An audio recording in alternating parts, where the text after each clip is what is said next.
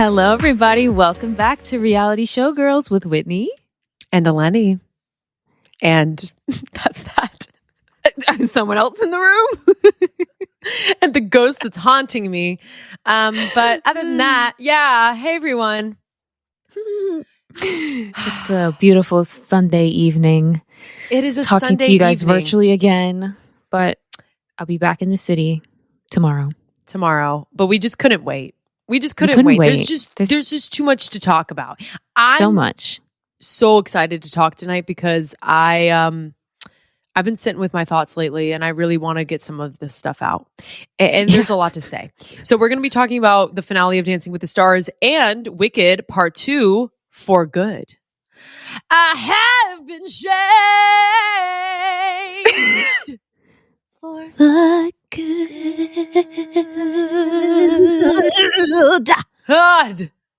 Yes. So that's really exciting. I hope everyone has seen both of these things. If not, this episode's literally not going to make any sense to you. But join along. Well, listen, I don't know. Whatever tickles your fancy. Listen. If you want to listen, you can listen. But if you don't want to listen, don't listen. So it's the last day of November. Thank God. Let's move on to the next month. I've had enough of November. We have had enough of November, but before we get into December. Oh, sure. You guys got to do your housekeeping. Okay? Housekeeping. So if you're listening, what do you need to do? Like, comment, subscribe. Follow us on all of our social media, TikTok, Instagram. We're on YouTube if you want to watch the episode and see our faces make crazy I put lip gloss expressions. On for this, so you better be watching the YouTube. I have my Alphaba sweater on. I'm green. I got my Tarte Marijuana oil on. I really actually look so bare bones, but and that's okay. And that's I'm wearing my sweater backwards right now, so I barely have any sweaters out because my whole apartment's a mess. Oh boy, oh boy. Just love life. So do all that, and we'll really appreciate it. And leave us a 5-star review. That's the other thing that we really would like. Some reviews, please. And reviews, please. Unless you have something bad to say, don't say it. Maybe just send us a personal DM and tell us. Thanks so much. Just send me some hate mail instead. Oh, God. Got my solo cup. Don't mind me. Yeah, what's happening? You have a solo cup. Thanksgiving. you know Thanksgiving shenanigans. It's Thanksgiving. Get solo cups out. Thanksgiving was so. I feel like I left.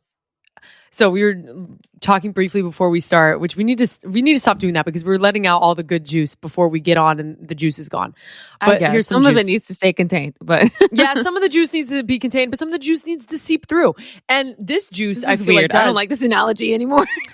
So my thing is, like, every time I'm flying, I'm always in a crazy state. Something always really jarring happens to me before I go on a flight. I don't know what it is. I don't know if it's just who I am. I don't know why these things happen to me. Why do these things happen to me? Every time I fly, I'm in a constant state of either anxiety, grief, anger, annoyance, frustration. Rarely am I happy to be on a flight ever. So anyways, it was the same thing going and leaving New York, going to Charleston. I had probably 1 hour of sleep for the past 3 nights in a row. Our apartment had a bed bug scare.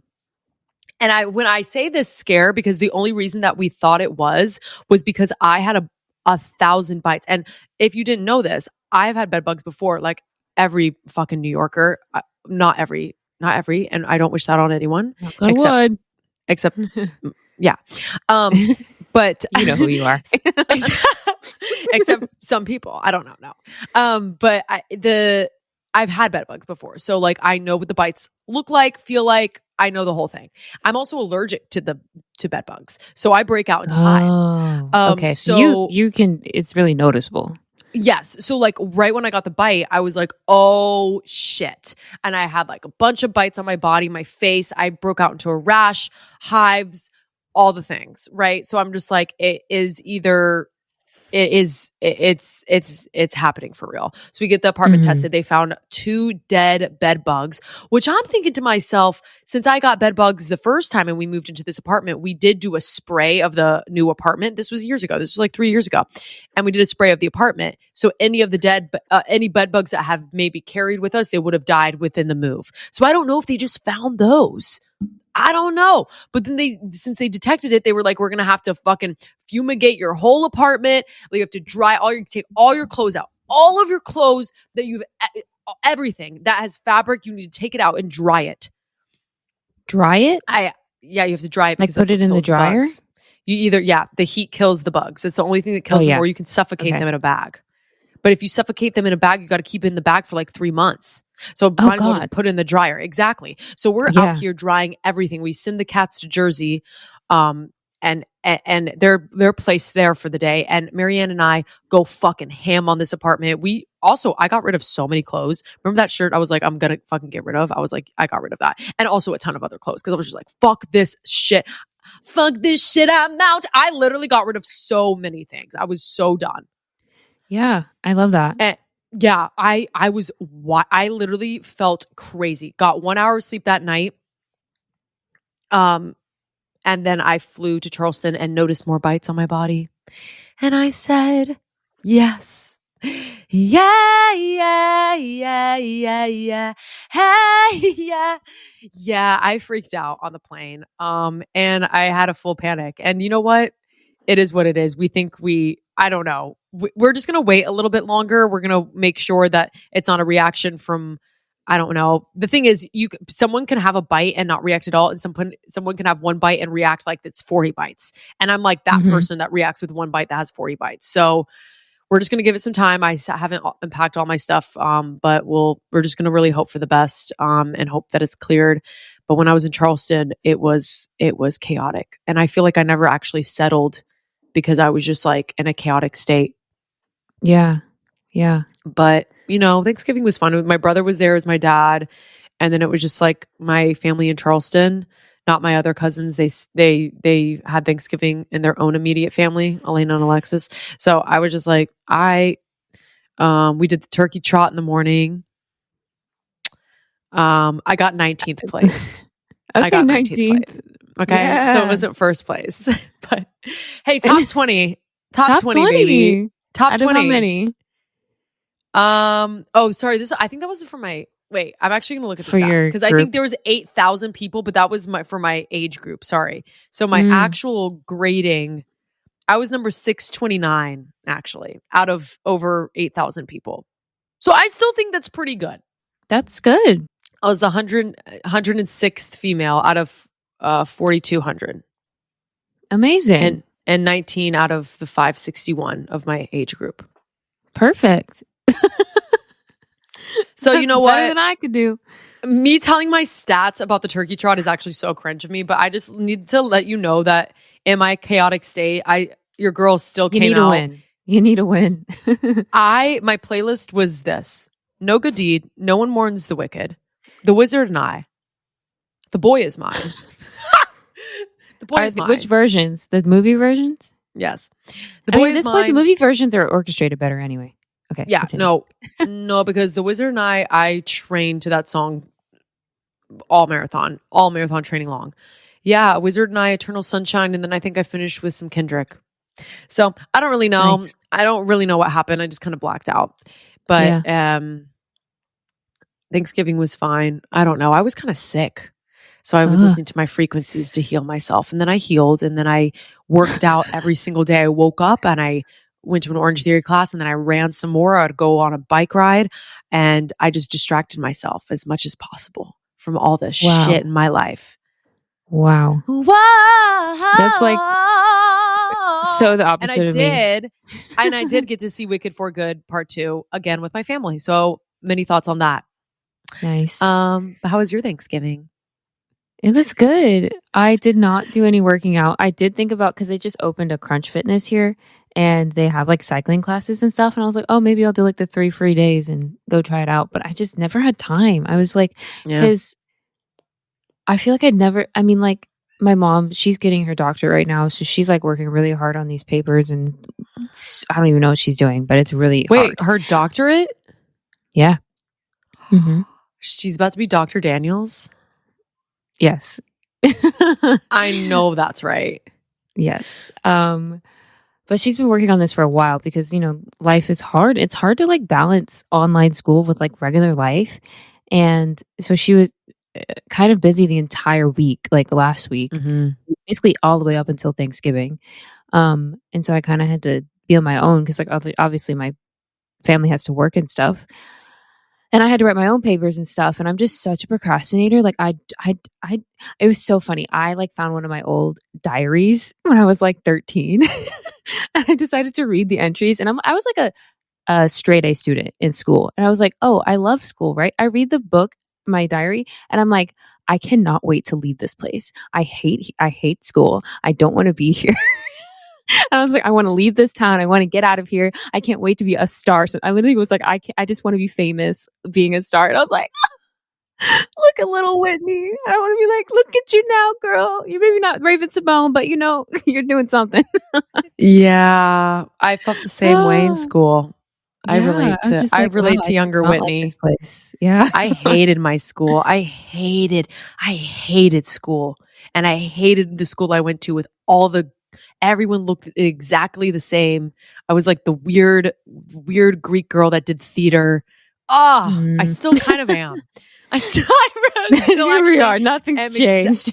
Nothing's changed. It is crazy how it just rolls back around. Anyway, so I just think it's funny reading my diary entry, and nothing's changed. I still don't like to do school, even though I will always work hard and get it done.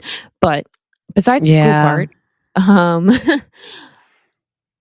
other than that, I just kind of been chilling, having a good time, not being in New York. I've loved driving in a car and having good weather. It's like, it just got cold. Like on Thanksgiving, it was cold, but like everything prior, I was like wearing my skirts, had my legs out. I was like, I'm just a girl, Oh, and I went to Charleston for a day. That was fun.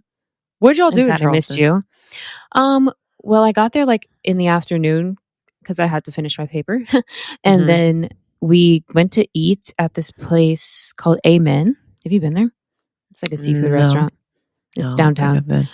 We did a little shopping, and then we were like gonna see Wicket, but then we were just like, nah, I just want to have like a sleepover. You know what I mean? So then we were like doing the Dylan and Danielle lift, and I did it. Fun. Okay, I have strength. My back was hurting the next day, but I did it. She was in the air, and then we did that. Have you seen the thing, the rhyming, seeing how long you can rhyme for on TikTok? Yes. We did that. I haven't posted any of the videos because I'm like, is this funny to just us or to everyone else? I don't know. Nah. TikTok is one of those things. It's like an open forum. You just post it and it could go nowhere. It could go somewhere and it doesn't matter. I need to just post it, but yeah, fuck it. Yeah. We need to post it was a good some time. things. Yeah. I want to try the trend with you because I feel like I can really do it now. I know the technique. I was doing sumo press when I lifted, but I realized you need to be in a lunge. A lunge is the most effective. So okay, I see that. And what do I do? You just plank it out. You got that. Oh, this is the plank walk. Yes. I see. I'm ready for this. I'm ready for this. Yes. Yeah. No, I could definitely. I'm down for that. Perfect. And yeah, Thanksgiving was great. It was like smaller than normal, and I made like a giant banana pudding, and I'm like, who's gonna eat all this? But hey, it's almost gone anyway. So me. And yeah, it was just a nice time. I'm sad that like our whole family didn't go see Wicket Part 2 because we saw the first one all together, but it just didn't happen. But I'm gonna see it again tonight, and it's gonna be great. And then I'm flying back to the city, having a day to readjust, and then I start rehearsal on Tuesday. I'm so excited. That's so crazy. Yeah. And I'm like already like trying to figure out how do I live out of a suitcase, because I would say I'm a fashionista. I love clothes, but I feel like I've gotten really good at like since living in the city about not just buying everything I see. Also because I'm poor, and also because I'm like I don't have space. So wait, can you newly still on the road? I was thinking about it, but I'm afraid like I'll miss the package. Like I don't want to have to guess where it's going to be delivered. Yeah. So unfortunately, this will be my last newly until Well, maybe if you have like a longer sit down. June. Well, I think the longest we're at a place is maybe like 4 days straight. 4 Okay. or 5 days. Yeah. So yeah, but Okay. that's all right. That's That'll okay. be good. My white knight. That's all. I don't know. All I know from that one. Oh, you know what Lancelot. I thought was really funny is that I'm starting rehearsal literally on the anniversary of me moving to New York. I was like, how cute is that? Really? Yeah. December 2nd. Wow. Yeah. Oh my God. Oh, many years ago. All those years ago. Whole different life. All of those 2 years ago. So much life has been lived. I was such a different person 2 years ago. Do you ever just think, Yes. even like a year ago, I just zoom out. Remember last year, The Priest? Man, oh man, what a year this has been for me. I know, dude. I'm literally like, this dating recap this year is going to go so hard. I have dated everyone this year. Everyone. I've seen it all. I've seen a priest. I've seen a priest all the way to, I don't know, all the other hand model. To a hand model. We can't talk about him. Oh, deal with it. It's me, not her. Calm down. Calm down, hand model's friend. Hand model friend. Hey, what's up? Anyways, shout out to the hand model's friend. Honestly, shout out to them. Shout out to them. you. Shout out to our fans. Shout out to the people who are listening or watching to this and are just like, who the fuck are these people? And we're just here for the ride. But I promise, we're actually going to talk about some good things coming up. Do we have anything else to say? I really have nothing to say. I really have nothing to say other than my life is in shambles. I'm spinning. I'm unwell, and yet I'm well at the same time. I'm actually weirdly, and yet we persevere, you know? And yet we persevere. I'm just like, everything's chaotic, but you know, there's this book I'm reading. I'm always reading a random ass book, but there's this book I'm reading, and they say that like, is it self-help? You have to think of it. It's kind of like a self-help book. It's called Signs. And I tell you about this book that I'm reading, Signs. Anyways, there's Signs. Yeah. Anyways, that person like wrote an essay. I don't know. I'm just reading. I'm off-roading from the book. And I found an essay through this book. So this is actually not even the book. But anyways, the essay said things. The main overall thing was things that are bad that happen to you. It's all happening for you. And I was like, oh my God, wow. How inspirational is that? So like when you don't get something that you want or things don't work out the way it should, it's just kind of like happening for you because it's not like meant for you. So it's okay. Exactly. You know what? Okay. Bringing it back to my diary. I read the diary entry. Last post was like from 2013. And I was like, let me write something in here now. Cause I literally, I have it from when I was like in 2005. That was my first entry because my grandma gave me the book.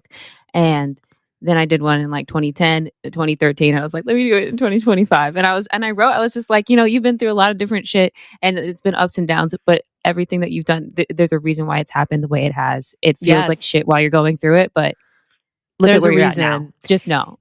There's a reason. There's like certain things that happen in your life and people and jobs and career, like things just happen. And they still do happen. As these Carlotta things be says. happening to us. And I'm just like, phew, some of it really sucks. And, it does. Yeah. And we just, I guess we just got to keep pushing. We just keep pushing. So we're going to leave you with that, guys. But no, we got so much more to leave you with. But that's like, literally so much inspiration for today. So much wisdom. Crazy. I didn't even mean to sprinkle my wisdom in the essays that I'm reading. Why am I reading essays? But yeah, let's talk about. Let's get into Dancing with the Stars finale. We made it, guys. Can you believe that it's already over? Wow, I'm just like so sad. Yeah. I love this season so much. Congratulations to Robert and Whitney. We knew they were going to win. We knew it. Did, he was teed up to win. I'll say it. I was shocked. I really thought Alex had it because she turned it out.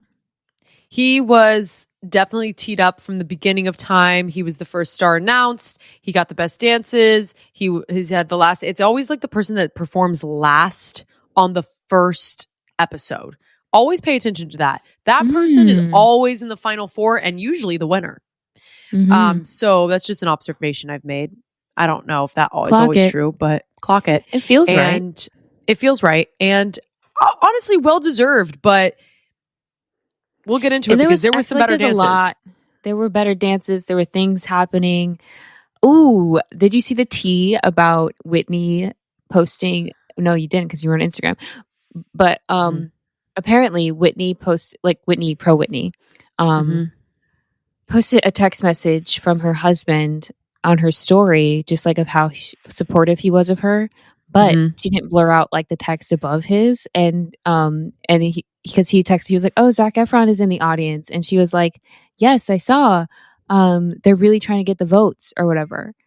And you know what I mean? Like basically implying that like Zac is there to help them stay in the competition. And like it's not that big of a thing, but people made into a thing. Like People magazine was like posting about it. Like, oh please, they're shading whoever, Dylan and all that. But it's just like that's kind of obvious. I literally said that last week that yes, he is using that to help. I think that was like I think that was common sense. Zac had to be there, you know what I mean? But I think it was common sense. Oh my God, like how dare she make that comment when you know that they were milking the dead dad thing the whole time? I was just like, good God, you guys, like can we calm down? That's kind of crazy. It's crazy. I mean, but it wasn't just that, but they also just kept leaning in on Bindi being there too. Like, yeah. There was so much lore. There's so much lore for everybody, and that's what you got to do to win, you know? Yeah. But anyway, that was kind of tea. But anyway, let's get into the dances. So first dance, they did the thing where one of the judges got to choose what dance style that they should do.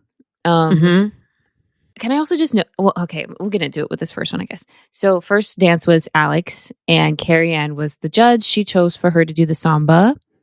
And it was good. I thought that she was like missing the bounce sometimes that, is necessary for the samba. I don't think she's necessarily good at the samba, but it's okay. Yeah. But I was like, thank God. I'm so happy that they put her in the pants.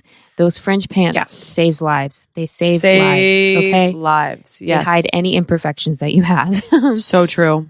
Her abs looked crazy in a good way. I was like not a fan of the music because I was just like, there's like no singing or anything, but people online were saying that that's like a classic samba song that's like used very often. So I was like, okay, I'll give you guys that. But if to me it was like missing something, I was just like, okay. But this I feel like started because I feel like this episode was like a campaign to defend Carrie Ann. Like everyone, like Alex was saying good things about her, Jordan was saying good things about her. Not like they shouldn't say good things about her because I do think people are getting really hard on her, but there is validity for us to be upset with how Carrie Ann is judging. Yeah, because she's so one side. Like it's just she's so like inconsistent with her judging. Inconsistent. Yeah, it's just like it's favoritism to the like. If you're gonna be a hard ass, just be a hard ass through and through. Just be a hard ass. Be like Lynn Goodman. Be like fucking Simon Cowell. Like just be that. Don't try and excuse it and come up with reasons. She's for trying why to you're be doing it. Paula. Just say it. Just say it. Yeah, she's trying to be Paula and Simon. That's the problem with Carrie Ann. She doesn't have a solid standpoint because it changes per person, and it's just unfair. It's unfair judging, and it always has been. I think it's just a little more evident now that like Lynn's gone, and now Derek.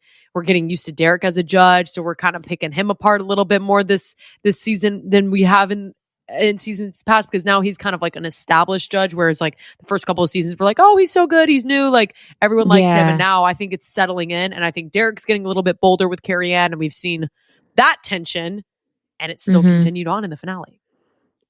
Did it? I can't even remember. A little bit. I guess it like kind of did a little. Yeah. And I think it just makes it 10 times harder when you're a woman, unfortunately. The people don't like it when women are a hard ass and say what's on their mind. And I'm sure if it were Derek or something, they'd be like, oh, that's valid. Like like what he says is probably right, you know?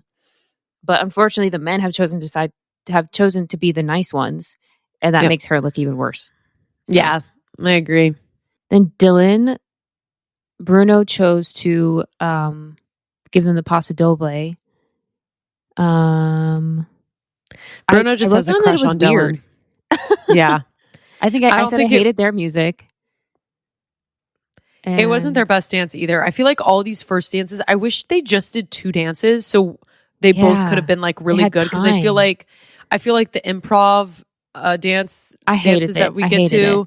I like that, but I don't like it for the finale. idea of it, And maybe do that semifinal or something. I like a semifinal moment for that. I feel like the finale should be one redemption dance, like one dance that you felt like you did bad. Like in the first couple of weeks, you get to do it again, and then your freestyle. Like that's all you need to do. Yeah. Like we don't need to do the instant dance. I mean, I guess they did do a group number in the beginning, but it didn't include the final 5. They just came out at the end. I would love to see all of them do it together. Yeah. Yes, I would love a group number. Where they really work at it. A redemption dance, and then their freestyle. That's all that needs to be done. I think we went a little too overboard because these dances just kind of fell a little flat.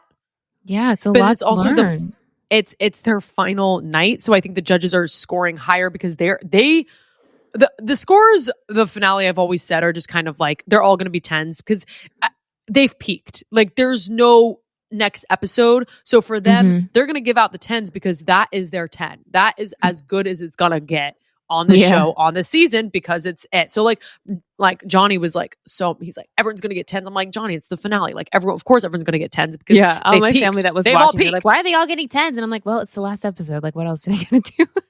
Yeah, I mean, like, what the fuck are they gonna do? Give them an 8? Like, that's so like, yeah.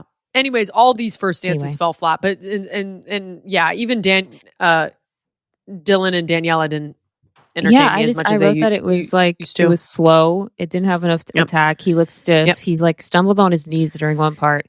They had to take his shirt off so that he could really get the votes. And I was just like, I'm so sorry, but I don't think he should have been in the finale. I really am sad that Whitney Levitt wasn't there. Like that should have been her spot. Sorry, not sorry. You know? Yeah. And also it's Bruno's 70th birthday.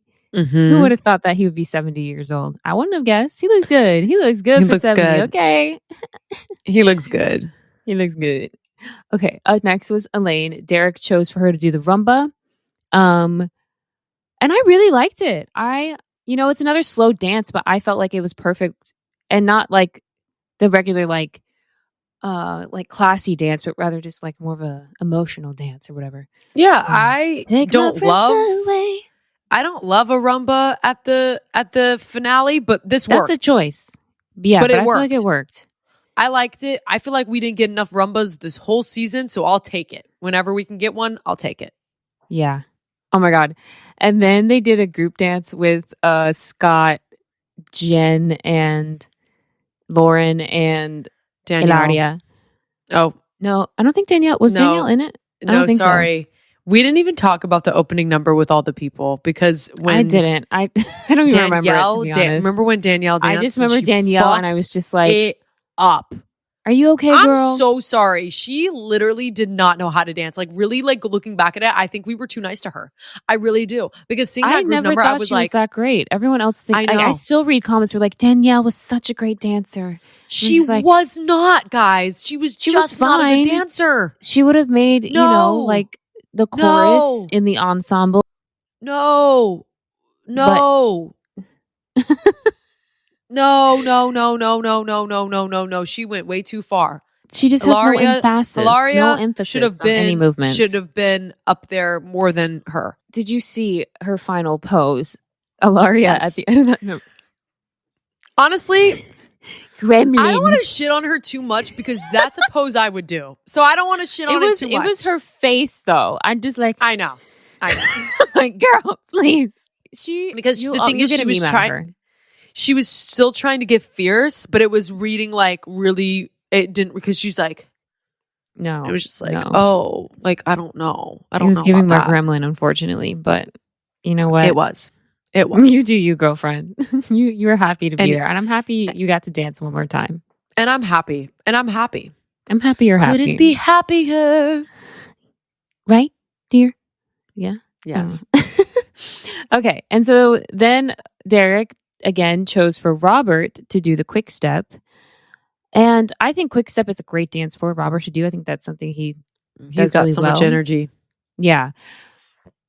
Okay, there's two different things I want to point out for this. So they kind of in his package started this sort of sob story effect, that they like to use, where because he was having pain in his ribs, and so immediate like people online were obviously saying like, oh, they did this, to help get the sympathy card or whatever. I mean, like you can't help the fact that you hurt your rib. Like everyone's hurting their ribs in this show. What are they doing? What's happening in the rib cage? Listen, there's a lot of injuries that occur for all of the dancers, so this is not. And I think it's fine to like mention it. Like I don't. Yeah, and I didn't think of this as a sob story because like when you mess up your rib, it's hard to breathe. Yeah, it's not just it's not just an ache. It's also you can't get a full breath in. Yeah, but that's just what I was reading online is that people were like, oh, he's trying to use a sympathy card to gain votes or whatever. But I'm like, what's he meant to do? So the fact that he still did it with the whole rib hurting, but I could also tell like it did affect his dances. Like I will say overall, I did not enjoy majority of, like I didn't like, I was skipping ahead, but I didn't really like his freestyle because I feel like they had to modify a lot of things. I think it would have been different if he wasn't in pain. So there's that. I definitely think the injury was not fake. It was definitely real and relevant. And I'm glad they mentioned it because it kind of does explain how some of the things just fell a little flat. Yeah. Oh, they did this weird thing where like he like was grabbing Whitney's hair to like do a lift. Do you remember that? I hate that lift I was like so much. I don't know how I feel about that. I remember it happened and my brother and I were like, whoa. What? I literally rewound it so my brother could watch it again. I was just like, what just happened? I think Johnny was like, what? Like, what was that? I was like, I actually don't know, Johnny. That was scary. I don't know what to say. I feel like we're promoting like something we shouldn't be. Like I don't know. Violence. Yeah, I was like, what is this? It was very strange. And then Carrie Ann, being the inconsistent girly she is. Don't even. She fucking loves Robert though. She does, but she docked a point because apparently she saw, I don't know what she saw. I literally don't. She said that she saw a fumble, and I'm just like, I like watched it back and I was like, where he believe me, he fumbled later, and I was pissed off with how he scored then. But in that dance, I thought he did really well. I don't know. I was also I was arguing with Ben over text messages because he really wanted Alex to win, and he was like, no, Robert messed up, and I was like, where do you see his mess up? Tell me where it was. Tell me where it was. I don't particularly think there was a mess up in the quick step, but in the instant dance, everyone messed up the instant dance except Dylan, weirdly enough. But I have thoughts about that dance, but anyway. Okay. So, and then I thought it was funny, like, yes, Jordan, but also just a moment with, Julianne, how I feel. But oh my God. She's so she needs to get off the host position. I'm so sorry. She needs to go back to being a pro. She's a great dancer. She needs to be on this show. We need Julianne Hough, but we need to take that mic away from her. I've had enough. She shouldn't be doing live form content. She shouldn't. She unless she's behind the judging table. But she does great as a judge. I don't know what is wrong with her as a host. I mean, it's a hard job. My brother was literally like, "Who is this?" I'm like, "That's motherfucking Julianne Hough." And he's like, who is that? I show him all the videos afterwards. We went down a whole Julianne. After the finale, we went down a whole like YouTube of like Alfonso, Julianne, like Whitney, Jenna Johnson. Like literally I showed them all the lore of everyone. And my brother was shook that Julianne could dance. He was just like, she seems so uneducated with dance, just the way she's speaking. And I was like, that's funny because she is literally so legit. Like she is like one of the best dancers and one of the best pros. And she got Derek on the show. Like the only reason Derek is there, it's because Julianne got it first. It's because Julianne, and she was trained by Shirley Ballas. Like we know this, and she's incredible. But I mean, seriously, what are you doing? What are you doing with that microphone? Oh my God, I don't know. So I don't know. Like, and the thing is, I've been so passionate about this every single season since it happened. And I just feel like this season, other people are finally seeing it. They're seeing it. They're seeing it. And like, it's finally trending. It took so long for that to trend though. I'm going to be so honest. I was like, am I going crazy? And I don't want to be a hater because I like Julianne Hough. I don't want to be a hater of her. But I gotta be a hater on this. I can't agree with this hosting, because if it was anyone else like Tyra Banks, she would have been off. But since it's Julianne Hough, we can't kick her off. Right. It's just like Julianne she's Hough. there. She's stuck. I mean, not stuck. I mean, we're stuck and We're sat. stuck. And she sat. Yeah. I'm sorry to do another rant about Julianne Hough again. And I know I've been ranting. I know I rant about this constantly. But let me just have one more. Nothing's changed. Nothing's changed. And I was going to say, because last week she was like leaning away from people when they went in for a hug. This week she specifically said, I love a hug before hugging Robert. I was just like, someone clearly also, like, other people picked up on her being weird last week. And she was like, let me state to everyone, I like hugs. Don't worry. I was just like, that's so weird for you to like pronounce out loud on the mic. It is just so inauthentic. Sorry, one more thing before I move on. I mean, even my Thea was like, oh my God, like, it's just so, she'll just be like, how was your dance? Okay. Anyways, and just like disregarding like another human is talking to you and opening up, because all of them are very extremely vulnerable at this point. Yeah. Like the dancers, the partnership, like this, like I said, this is their peak. This is as good as going to get. This is the last episode. They're at their peak of performance, vulnerability, emotionally, physically giving everything that they have at this point. So they're at a different state. And Julianne is just being so fucking insensitive. And she just, and it, hosting is a craft. Okay. You either got it or you don't. And you can't just be like, not everyone can just be handed a mic and do it, you know? No. It takes a certain type of skill, a certain type of person. I'll leave it at that. And let me tell you, Julianne doesn't have it. But Alfonso does. He does. We love Alfonso. So then I really think they should switch roles, to be honest. I know usually the man's up on the floor, but I think he'd be great doing the questions after. He was. Remember, because he was with Tyra, and that's how we got Tyra's right. gig. You're so right. But because after COVID, well, was it? Yeah, because they wanted to have. Yeah, he did it with Tyra. He did it with Tyra. That's right. Oh no, it was after Black Lives Matter, because they were like, we need to have more color on the stage. So they were like, let's do Tyra and Alfonso. I was like, Tyra was so random. Alfonso makes sense. Tyra, I think Tyra just wanted to produce it though. She wanted her name on the thing. Oh God, she was bad. It was rough. Okay, we got a lot more to talk about. Sorry. We could go down a hole, but we got to stop. Okay. So, up next, speaking of Black Lives, actually, no, we're not there yet. But Jordan, what are you about to say? I was gonna say her freestyle dance. It was giving like black. It was so Black Lives Matter. I was literally like, I had both fists up for that bitches. One. Yes. But so then Jordan did the paso. Carrie Ann chose that for her. I think that was, the best one of the dances for me. Probably. I said powerful, or Elaine. Focused. Yes. Yeah, I like both of those.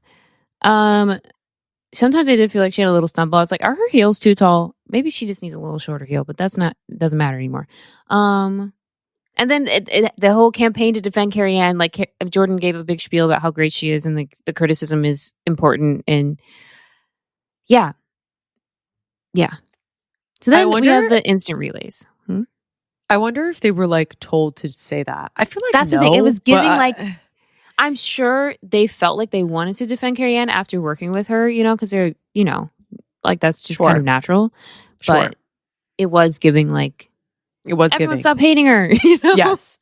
It was giving, it was to say if one person would have done it, I would have been like, oh, and then two people did it. I said, okay, then now that's calculated. But anyways, they're moving on. Hard. Moving on. Instant relay round or whatever, dance.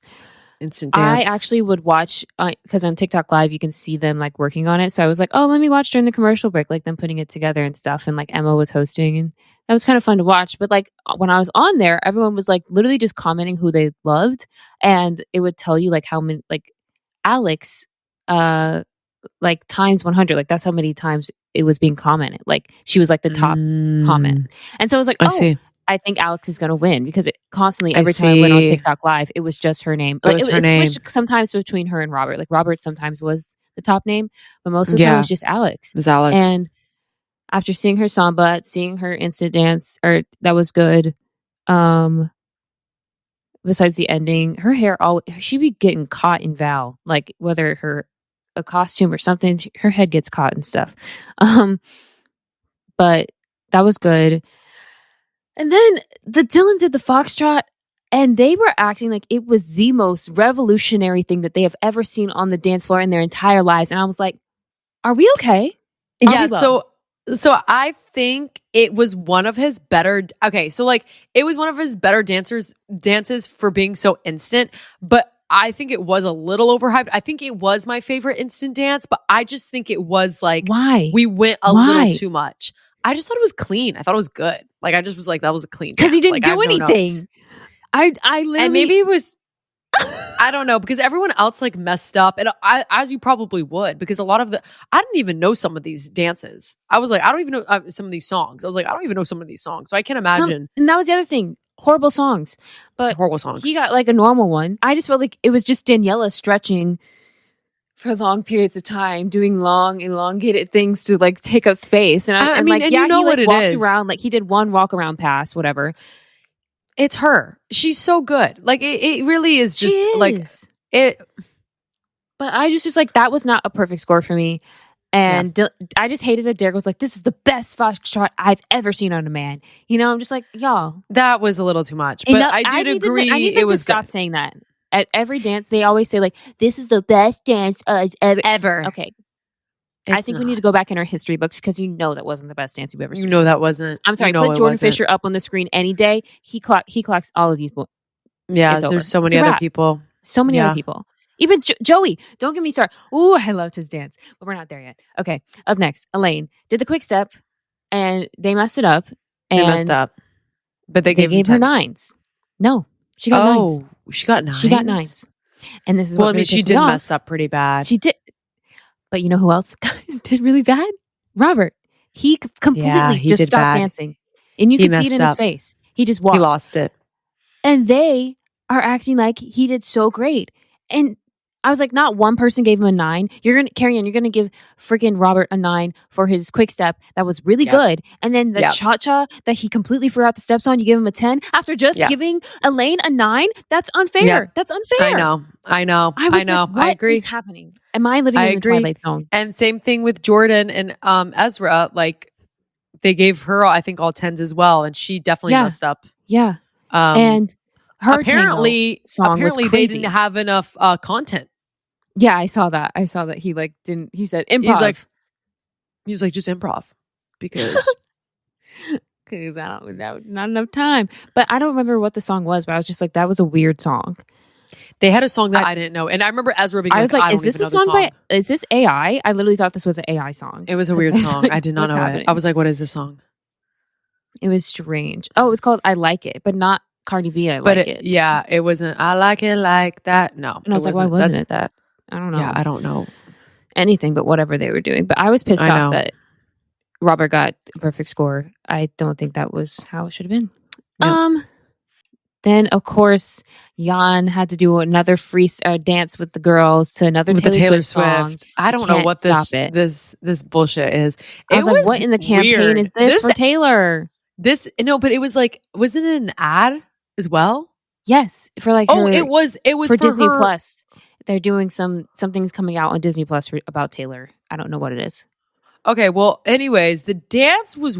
I mean, it's good dancing because they're great dancers, but the dance was weird. I don't remember. I just think a lot of people are like jumping on, the like a koala thing and spin. It was just 3 girls dancing around Jan, and they were all like jumping on him, and like it's like kind of orgy-esque. And I was just like, "What is this?" And they're like, "Taylor Swift," but then I'm like, everybody. I know why. People just love to be mediocre. All the mediocre people in life love Taylor Swift. We just love mediocrity. There's no other way to put it. There's no other way to put it. I'm sorry. I can't get into the Taylor zeitgeist. I know we can't. But I'm just gonna say, like, the people that love Taylor Swift, they just people just love average people.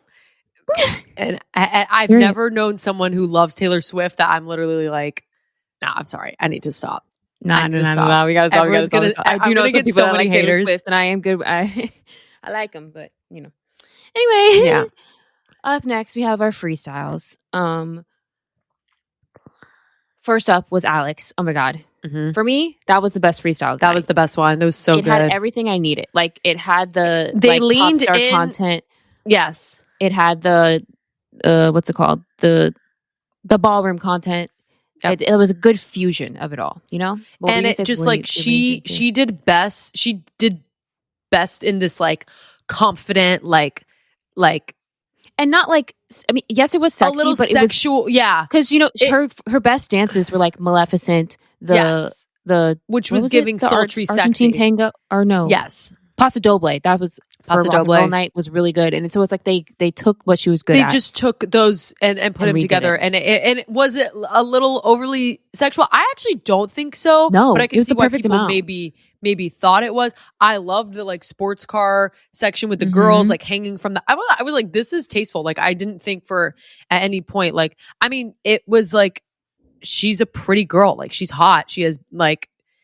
You know, okay, just lean into it. Pretty privileged. Fuck it. Like, just use what you got. Use what you got. But girl. it was, like, go in there. It was perfectly crafted. It was giving Me like too. Super Bowl number. You know, I thought Val did a great job with it. I think obviously Jenna helped. I was like, she had some influence in this. I know she did. Yeah, I mean that's the best part about having your partner like in that. Yeah. Like it's like they're gonna help you. They're like they're number one. Of course, they're gonna perform with you. So it's like. It's really nice, and she had the best freestyle. Period. I don't care what anyone says. She had the best freestyle. She did. Yeah, really loved it. And then Dylan did like a contemporary freestyle. Mm-hmm. Different from what Daniela has done. Daniela goes to the she is usually in the finale just because she's so good and her partners are always good, and she's always done something like definitely upbeat. This was a different journey. Was it the correct one? I don't know, but it was fine for what it was. We knew Dylan wasn't going to win. I didn't expect anything super up tempo. I just didn't know we were going to go full contempt the whole time. But I'm not angry about it. I think it was good. It was true to him. Like he felt vulnerable. He felt open. He was doing his thing. And like, who am I to be a hater? You know, I don't hate. It's just like, yeah, they did what they could. He did a lot of lifts. There was something he did where he kicked his foot out, and I was like, "Whoa, why is your foot so close to the screen?" That was a bad angle for whatever that was. I love the water moment. I love water. It reminded me of Mr. Milo and Whitney in their water dance. And he was in the audience, and I was like, "You look good, sir." He was robbed. So cute. He was robbed. I just have to say that. He was robbed and he won. I feel like when Whitney got her mirror ball, she held that with Milo as well. And I know it was with Robert, but like, yes, I just have to say that. Yeah. Yes, indeed. Then we had Elaine. She did a freestyle to Chorus Line. And at first I was loving it. I was like, oh, this is so cute. It's her journey. I loved it. Like, her I'm acting. Sorry. I loved it. You did? Okay, I couldn't tell from your text message. Sorry. It grow on you? I probably didn't give. I didn't give much in the text. You literally just wrote Elaine was period, but I didn't know if you meant like I have no words because it was weird or period like period. You know what I mean? I had no idea, and I thought I took it the wrong way. I was like, oh, you didn't. You know what? I probably meant to text more, and I just didn't because I was also like falling asleep while I'm watching this. It took me like 2 days to watch this finale for whatever reason. I was exhausted, but like I personally loved it. If I was a non-theater person, do you think I would like it as much? Probably not. I don't think I would have understood it. I don't know. I feel like more non-theater people enjoyed it more than I did. But maybe it's me again. I hate movie musicals most of the time. So I think it was leading into that territory where it was starting to get too cheesy for me. And I also just thought she could do harder choreography. I think that's what the thing was. Agreed. Like, the choreo is not hard enough for her. She can do better. Yeah. She can do more. It was, and I watched it again and I was like, it's just a bit sloppy. Despite it being easy, it was like too fast. I don't know what it was, but I obviously enjoyed the sentiment of it all. I love that it's showing our journey as actors, and you know, it was fun to have a little ode to the Broadway, you know. And she said, like, we love Chorus Line. We do. We love Chorus Line. Yeah. And you know, they were in the Macy's parade. I feel like half of my college was in it, and I was like, oh, hey, everyone girls, was in it. I see you. Yeah, like your friends. Yeah. So, she said in her interview post show that she has plans. She has plans. Broadway's in the plans. I was like, oh. I'm just like, when people say that, I'm just like, girl, we all want to be there too. Right. But like she'll be able to, she'll Like, what's I know. happening? I'm just like, she could be a Roxy. She's giving like Angie Schroer. I don't know who that is. Oh, okay. Well, like it's just a typical track. I can see like Elaine being. I'm trying to think of maybe. Did you ever see The Prom? Did you I see haven't someone seen get it, hot? but I know it. The What part was she? Character Angie, the tall blonde. That's her name. Yeah. What, was she one of the 4 or whatever? Yeah, she's one of like the. Was she the sexy older one ones. or the? Yeah, I was like the blonde, the tall blonde. Anyways, she's giving that. Elaine Hendricks is giving that kind of track. So she could be, I guess, in anything else. She could be in other things, maybe. Not adorable. Wicked Witch. She would not be Madame Morrible. I'd be pissed if she was. I'm still pissed that Michelle was. So Girl, we're not. We got stuff to say. We're not there. We're not there. Okay. Then Robert did his freestyle and it fell flat. I don't know. It just wasn't everything that I wanted. It was good. Okay. It wasn't bad. I am looking at it from a very critical eye. I think everyone did a great job. And also, could I do all these things in this short amount of time? Yes. Probably, actually. But you definitely could. Actually, maybe, probably. But nevertheless, I know that is hard to do. Like, it's know very hard, that especially is with the hard. hurt rib. And I just think it was adjusted because of his injury. But I hated the second song. I liked the first half. The first half was good, but then I just don't think it hit like I wanted it to. I was about to say reverse. I was about to just go off on the song, the editing. I thought it was weird editing of the song. I'm like, Rachel, like what was that edit? Everything I'll say it. Very There's seamless. been choices this whole season where I think the music is not.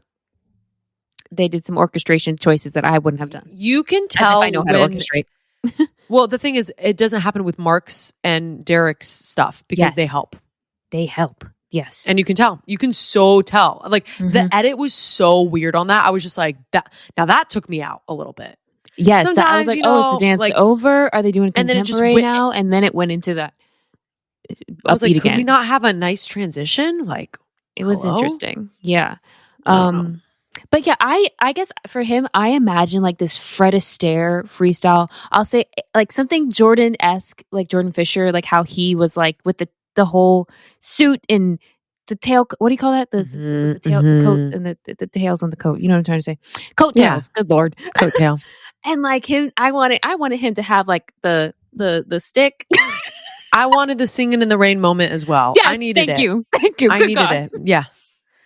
I needed something like that where you see the charisma and joy from the start and not him trying to be cool. Not to say that he can't be cool, but he is just joy. And I need to see He's joy. I need to see joy and I need to see good dancing. But the thing is, it just wasn't. It was good. It just wasn't what I was expecting. And before we go, well, I mean, we didn't talk about really Jordan. Much to say. Did I skip Jordan's? No. Oh my God, Jordan's I didn't write it down. Jordan's last, but I did want to say, I don't know if we're going in order, but Joey and Jenna did dance at some point in between all of this. They did. And I just have to say, whoa. I don't know how long they had to rehearse that. I feel like they had to have had more time to rehearse that. They must have been taking their time. Because they must have been taking their time because that he looked, first off, holy hell, he was the beard. Hot. I was like, Kelsey, you are one lucky woman. Kelsey baby, I would literally, girl, you better hold him close at night. You better, because wow, he looked good. He looked so good. He looked so good. Hair was coiffed exactly the way it needed to be. Hair was coiffed. You know when it's hidden the right way. This man, there's nothing that he can't do. He went. And it just reminded me. He runs a marathon. He does everything. But it's just like there's a reason why he won the show. But that's when I was like, oh, this is what leading looks like. This is it. You know what I mean? Like not to say like Robert and Dylan weren't good, but it just hit different with him. It hit different. It just hit different. He just really did that, and it was so good. Jenna was so good. The lighting was good. It was Moulin Rouge. The choice. It was just. The costume, the lighting, the music, the choreography, and it was clean. I have no notes. I love that random interruption. I want to watch it again. I want to watch it again too. It was. If you want to know what my favorite dance of the night was, it was actually that. It was that. I was like, well, holy hell! I didn't know y'all were gonna go off this much. And we were talking about All-Star season, and I was like, I don't know if Joey could do that, but I was like, maybe he could. I think he could actually be up in there. It's time for All-Stars. It is time for All-Star season. If they want to bank on what's happening right now, they will do that. I don't know what they're doing. I think they're putting a lot of money and energy into the tour, but like, come on. Wrap up, summer, wrap it up. All-Stars. And then lead us into the next season. They used to have 2 tours. You're right. This is the time. Like, this is the I don't know. This is the moment. Sorry. Damn all the odds. Anyway, he's so good. I love him so much. And congratulations to Robert. And Jordan. Brilliant. We have to talk about Jordan's freestyle. Oh my gosh, that's right. Jordan's dance, Black Lives Matter, Beyonce. First off, the dance, the singer. The singer. Did you see that video? I don't know if you did. I thought it was Beyonce. I thought it was Beyonce's track and they just edited it up. I almost thought it was too, but I was like, there's no way. And then I saw the singer's video of her singing it and I was like, I'm so sorry. Beyonce, what is the audition? What is the audition process for that? And how did they find these excellent musicians? I'm like, what is happening? I watched the one guy that short guy that sang Dancing Through Life, that one. And he was talking about how like is insufferable and I love him.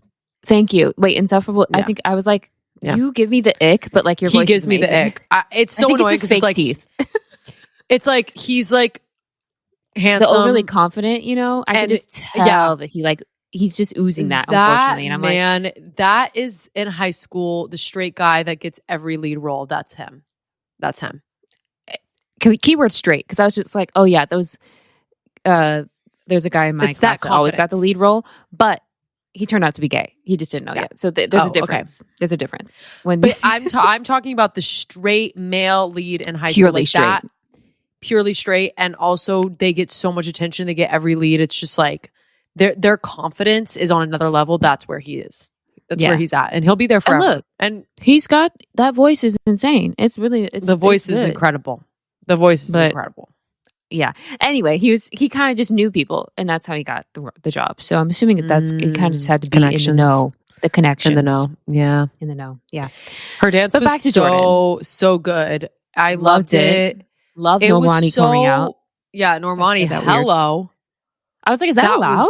Are they allowed to do that? But it's a freestyle. You can do whatever you want. Is. I felt like Ezra was also in a ton. Yeah. Yes.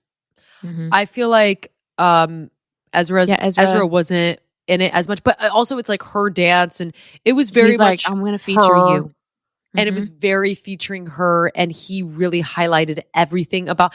And you got to give him props. This is basically his first season. I barely count last season.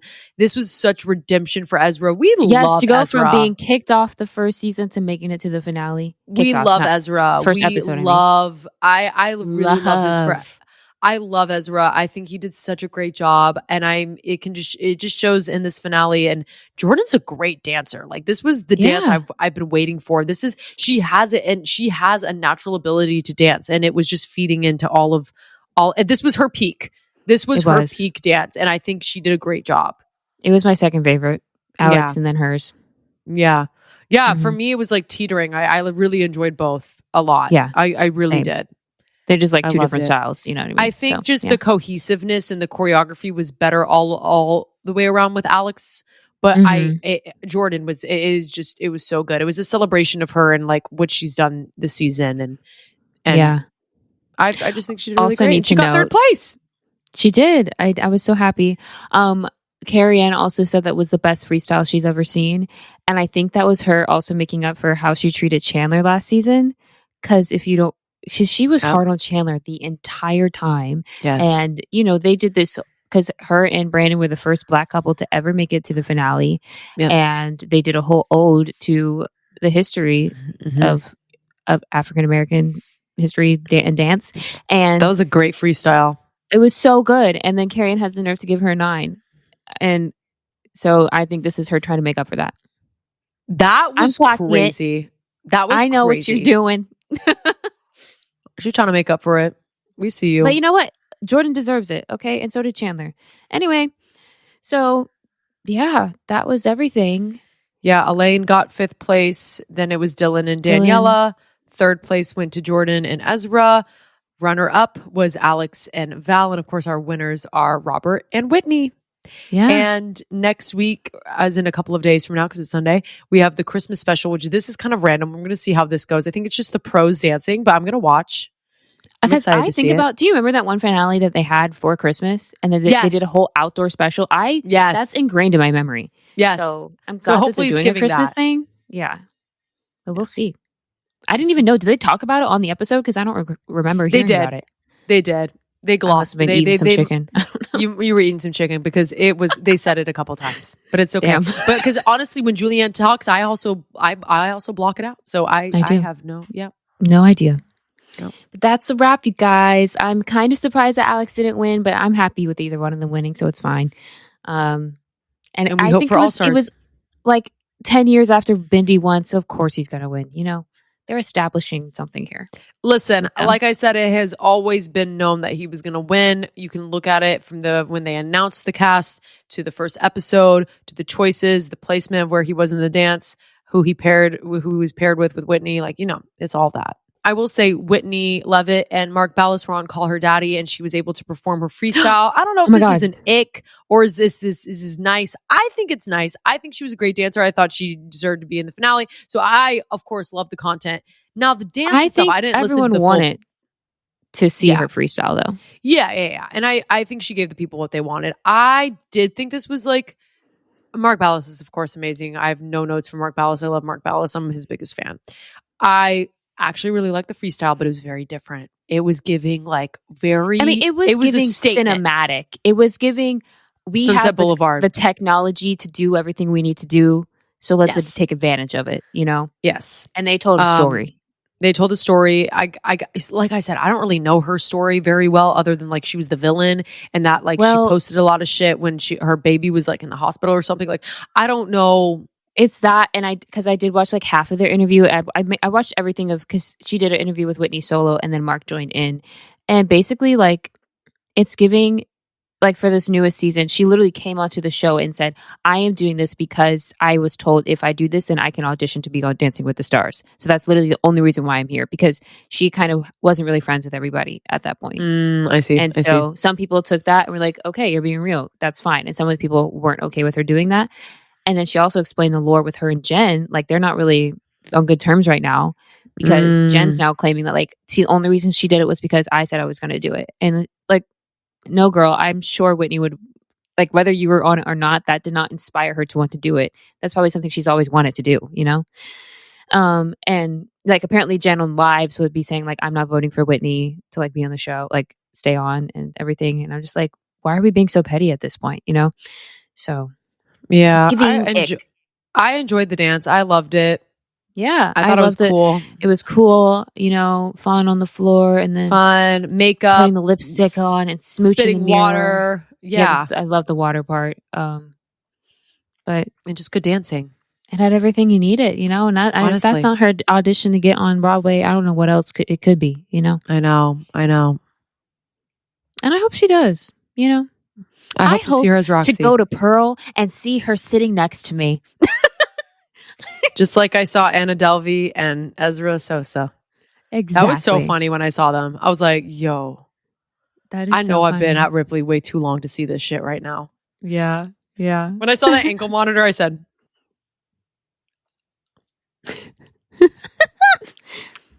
Hilarious. But yeah, I have to finish that interview. I have to finish a lot of interviews. There's a lot happening. You and me both. And also Stranger Things. I have so much to do. Oh my God. Yeah, I started that. I'm on episode I had to watch a recap 3. of like me too. All seasons of 1 through 4. I did was like, as well. Who is Vecna? I was like, I know we saw Stranger Things the first shadow, and I forgot who Vecna was. I was like, oh my God. Okay, Vecna. I knew that. But sorry, I knew the whole really backstory and I forgot everything else. I was like, the out of sight, out of mind is crazy because I literally stored that in a whole nother section. And then it all came out once I was reminded. I said yes. Yeah. Yes. It's good though. It's really good so far. First episode's really good. Yeah, I just watched the first episode. Oh wait, but you didn't see the second one? Not yet. Yeah, okay. I love how it made me literally cry. Like, Just the one part in the I'm beginning like, bro, when you there's finish. no way Hopper's gonna live. I don't know if anyone's gonna live, actually. Everyone's dead, okay? I'm like, Spoiler. I just don't, I'm just kidding. like, there's no way. Like, honestly, the redhead almost died like 3 times. And then Elle has 1,000 lives. Hopper has 1,000 lives. Sorry, we're going down a whole nother path. But anyways, we gotta stop. We gotta talk about freaking Wicked. We have to talk about Wicked. No one mourns the wicked. Madam Marble, Wicked Witch. That's my favorite meme that's come out. Okay. Have you seen the montage? I don't know what you've seen online. I should have announced this at the beginning. Announcement. I'm off social media, but I am still kind of on TikTok lingering and scrolling. Okay. All I see now is Michelle Yeoh saying that over and over again. Milo Manheim made one because he was like, Milo Manheim, Wicked Witch. That's so funny. Let me just preface this first before things get out of hand. I have never loved Act 2 of Wicked, the musical. So did I think I was going to like this movie more than Wicked, our first part 1? I didn't think I was going to like it more, but I actually really did enjoy this. Like, especially I've seen it twice. So I think the second time it hit me even harder. Like the first time I watched it, I think's about to not even a tear came out. Barely a tear. I cried legitimately the whole from I'm Not That Girl reprise till the end of the movie. Watching the second time. I could not stop. Johnny was like, "Are you well?" I said, "No, I am not well." We were in the front row. We were in the smallest theater in Charleston, the smallest one you can think of, terrace. Oh God, yeah. And it is one of those. Literally, there's no. Everyone heard me sniffling the whole time. You're just in like a box, like everyone's 5 rows. Yep. There's no levels. Was it one level? No, it was. Was it a slight tilt? Okay, slight tilt. Very small screen. Yeah. We were sitting like second row and we didn't have to crane our necks. Like it was. Yeah. Oh, yeah. I mean, there's a lot to say. There's a lot to say. And there's also a lot of hate for this movie right now. So I just want to say, like, I have critiques on it, but I did really, really, really, really enjoy it because you know what? I just love Wicked. I love Wicked. I've always loved Wicked. And I'm still going to love Wicked. And if they make a part 3, I will watch it and I will consume it because I love Wicked. Bitch. I don't even know what they could do in part 3 though. Like it wouldn't, like Cynthia and Ariana have already said that they don't want to touch it anymore. Could this be done in one movie? Yes.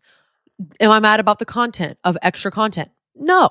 I think it maybe should have been done in one movie, maybe just to be a little more, I don't know. Like I don't think it could have though, because the impact of Defying Gravity, like that's too many impactful moments for one movie. No, I get it. I do like how it was in 2 movies, but the argument of having it as one, just like 2.5 long movie, I think it could have been done. It could have been done. I think it could have been done. Yeah. I think it could have been done because we do it at the Gershwin every night. It's done. Yeah, they just would have cut out the extra bits, you know?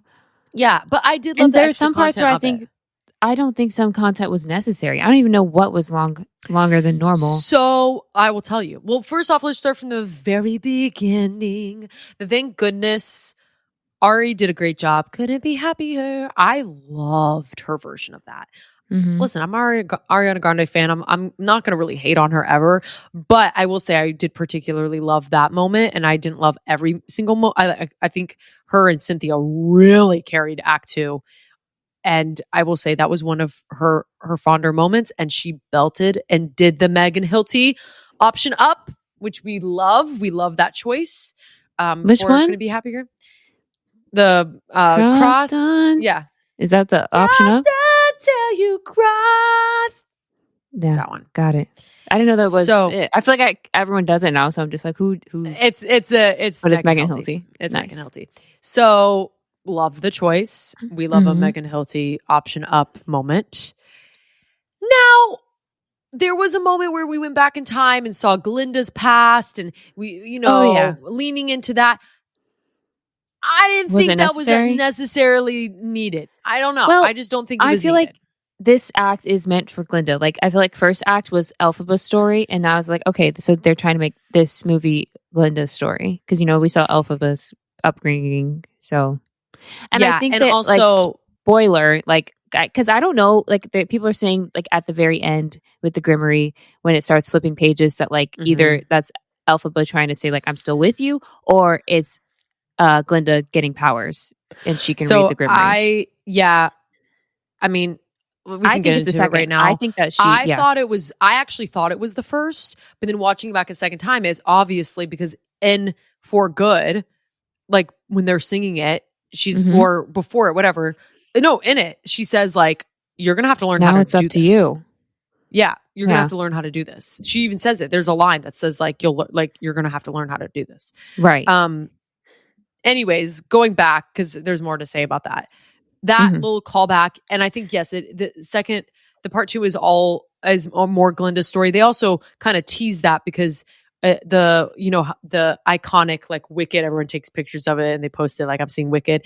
The first one was all green in the background, and the second one was more pink, and it had like the tulips in the background. So your theory of that, I literally just thought of that. Like it's very much that. So we're using our detective skills. So let's get into the first new song, No Place Like Home, Cynthia Erivo. Listen, I'm not gonna be mad anytime Cynthia's gonna sing. Was it necessary? I don't know. I didn't love. I didn't love the transition between like song and back to script, back to song, and then like the key changes. I didn't love the modulations of it. It just started. No place. Yeah. The beginning though, the first like verse sounded like Prince of Egypt. I was like, it's literally the same chord. I was like, and then it almost sounded like Corner of the Sky for a moment. I was like, it's giving Pippin. And then we went, I was like, Steven Schwartz literally just was like, let me see what I scrapped about 6 years ago and just pulled that out of his ass. Just scrapped it together. You could so tell that shit was like, was that from Pippin originally? Was that from, like, it was giving so many things it could have been from. So I love that you mentioned that because I thought for a moment too, I was like, wait, what? That was the same chord. Like, I was like, I know Pippin so well. So listen to the first what chord of it, and you're going to be like, this is Prince of Egypt. Prince of Egypt. Like, and then there, I forget where the transition point was with the Pippin part, but I was just like, was that just, did I just hear it was just like a lot of weird, like conglomeration of things. And I don't, I'm not going to, I don't know. And the interruption of her not finishing the song people didn't like. Yeah. My thing is, I love a song to be complete, but I think in the service of the movie, it made sense. But also, I don't really care for the song because I literally heard it for the first time that moment. So I don't think I was like upset that it didn't end. I forgot that it didn't end until someone was like, "It didn't end," and I was like, "Oh yeah, I guess it didn't," because I don't know this fucking song. Like I don't care. Yeah. I was like, okay, whatever. The whole like animals escaping under the thing, like it was all just kind of like, I was like, are we clocking her Harriet moment? Underground Railroad. Like, where you're okay, I'm with you, and then of course we see Dulcie Bear, and I'm like, bro, that had a moment for me because like, really, for those that don't know, that is a made up character, but that's one of my favorite made up characters from the movie. You know what? We each have our animal because you know what my favorite animal is. Don't say it. Who? Dr. Dillman. Okay, but Dr. Dillman is actually a character. I know, but like Dulcie Bear is not. Spoiler alert, that's what made me cry. Literally seeing him at the end. I started sobbing. Like actually burst into tears. Yeah. So yeah. so moving on. Okay. Just hold for a second. I don't even the whole Nessa Rose section. Oh. No. Nessa Rose. Yeah. Yeah. Marissa Bode, you were just not right for this. I'm sorry. I don't. I'm sorry. I have to say that first and foremost. I mean, because they changed everything. They changed the whole scene, right? I mean, not like the words, but like the music. So the scene. I already hate the scene in the movie or in the musical. In the musical, we amplified that scene and added a whole nother thing that did not need to be added to that whole section. So the whole section with Bach leaving and then trying to get on the train and then kicking him off and then all this and that, made up. That was completely made for the movie. Okay. So I was just like, okay, I'm with you with that. And also Ethan Slater was eating this up. And I just have to say, honorable mention for Ethan Slater. He did so fucking good in this movie. He was really good in part 1. Part 2, he played Bach perfectly. I have absolutely no notes for Ethan Slater. I thought he was great. I just have to say that. And that's on musical theater. And that's on musical theater training. And the only bad part about Ethan Slater's performance was Marissa Bode. His partner, his scene partner, Anessa, I just don't even know how he did so well with working with what we had to work with. In the musical, she appears. It's kind of like almost like a jump scare in the musical. She appears like in the case, and it just you just see her green. Yeah. And in the movie, they had her appear with the mirrors and then the crack of the mirror, which I guess is kind of like a common theme that they kind of have been anytime like Elphaba is something, a window is always cracking when she's there. So they had that moment and it was kind of mirroring what happens in the musical. I wasn't mad about it. Like I was like, okay, that kind of mirrors that. And then obviously Marissa Bode is handicapped. She cannot walk in real life. And usually the actor can walk. So instead they did the whole like floating, but you kind of lost me there because the thing is like, are you just going to be, so was she just going to be floating around all day? Like that was her mode of transportation? That was just kind of like to glide. Well, no, because she stayed, she just went back in her chair. She just had one moment. That's my thing. But like before that, is that how it was going to happen though? You know what I'm saying? Like, was that the way? Oh, because she was like, "Look, I can walk," or whatever. I'm floating, like as if that's so I'm just like, get Bach back. Yeah, but I'm just like, then how are y'all going to even like take walks and like hang out because you're just floating and he's going to be on the ground? Like, I was like, well, maybe she can control the wedge levels. Listen, I was already out here debating like how they're going to get married. I was like, how is that even going to work? Even though me knowing the whole story, I'm literally like, you lost me on that one. I don't know if she should have levitated that far. Like, I don't know. It was very high up. I don't know. Listen, it was giving exorcism and I was just like, okay. But I knew they had to do something differently because I knew she was actually disabled. So and also I think the reason why we don't see the red slippers is that I think like Universal has a trademark on the red slippers. So that's why we see the silver slippers.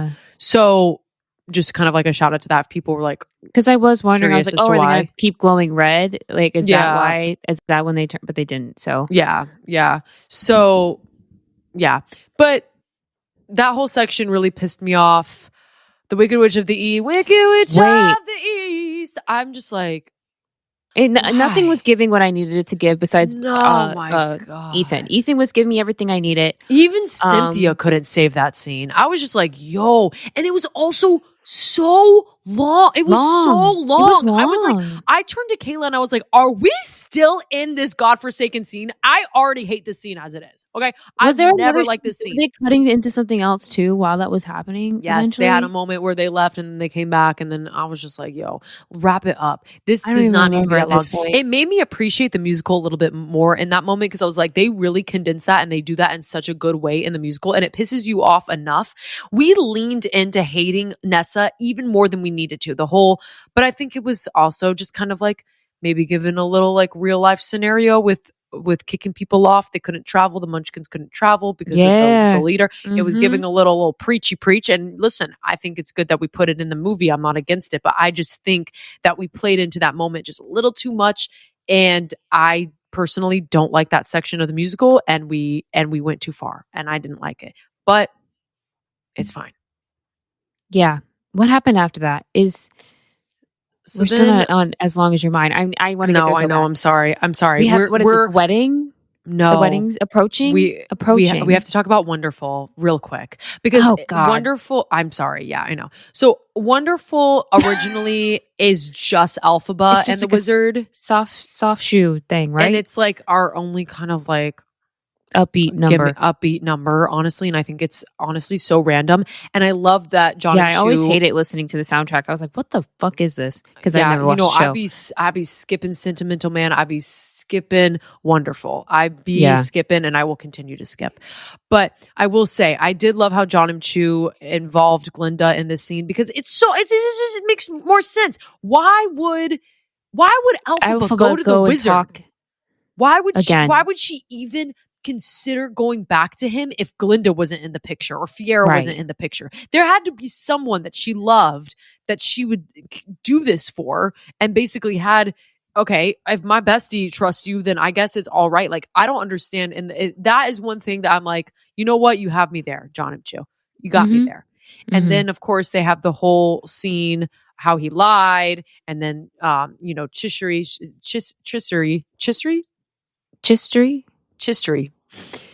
comes out and he hits the hidden door, and all those other Dr. animals. Oh my God, Dr. Dr. Dilly was in there in that motherfucking cage. I said, let him out. Couldn't speak. Couldn't speak. That was so sad. So then they released the Kraken. But I loved that because the wedding is happening while this is happening. And Ari's walking down the aisle and Elphaba's walking down her own aisle, seeing all the awfulness that's happening below. Love that shot. I love that transition shot. I love that was like one of my favorite transition shots. Yes. Also, just how happy how happy Glinda was to get married to Fiyero. Like, you also have to think their time has passed. Like, Fiyero and Glinda have been together for, I don't know. It's been a few years, right? I think it's been 3 to 5 years. In my head, it's always been like a little time has passed, and they've been together. And I think she's like really, obviously, she's not fully in love with him, but I think she's just like, it's him. Like, this is what she's supposed to do, and it feels right. And of course, John M. Chu is like really known for these extravagant, like Crazy Rich Asians. Do you remember that like wedding? Like, it was so John M. Chu coded.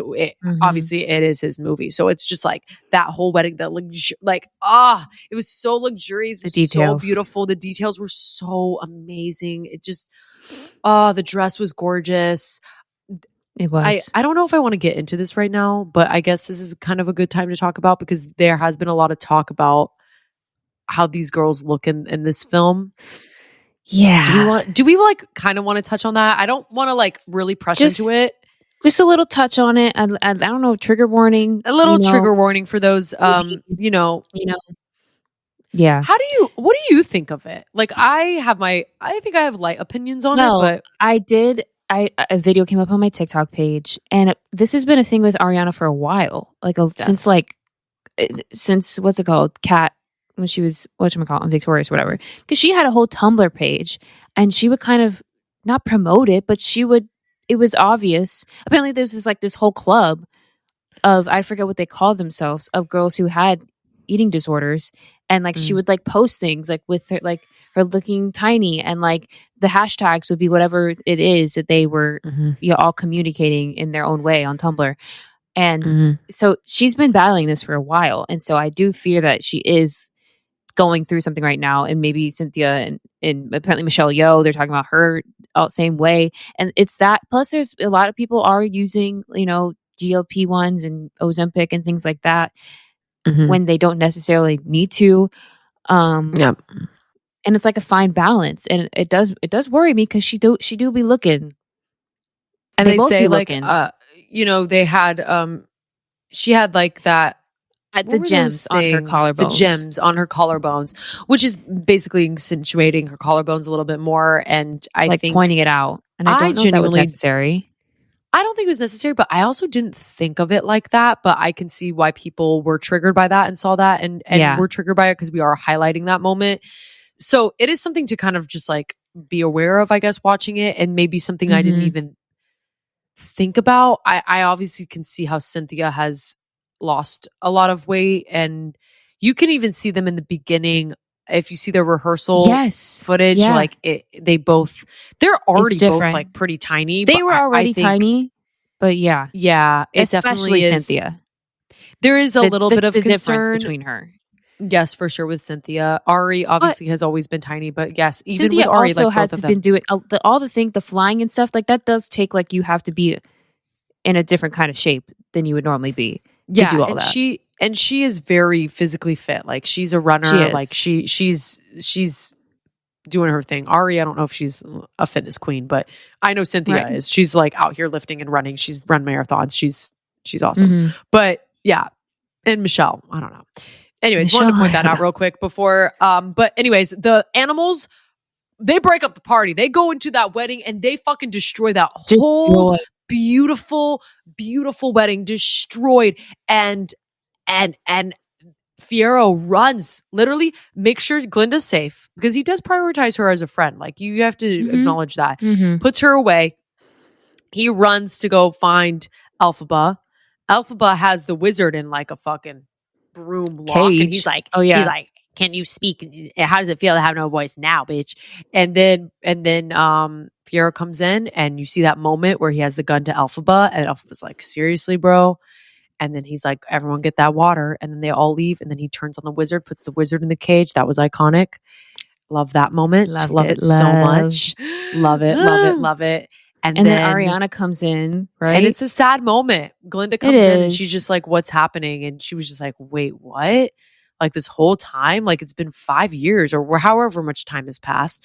Mm-hmm. What a heartbreaking moment, really. I watched it from Glinda's perspective the last time I saw it because I always watch it in Elphaba's perspective. I think I'm like genuinely an Elphaba at the end of the day. When I watch this, I feel very drawn to that character. But I really saw it from the other point of view this time. And I was like, wow, that's hard. It is. That is hard. That's hard. That's hard. And then I'll say it. Like it just was a hard moment to watch. In some ways, not in all the ways. Yeah. But it's and of course it goes into I'm Not That Girl reprise. Oh, how devastating. In the shambles. In the shambles.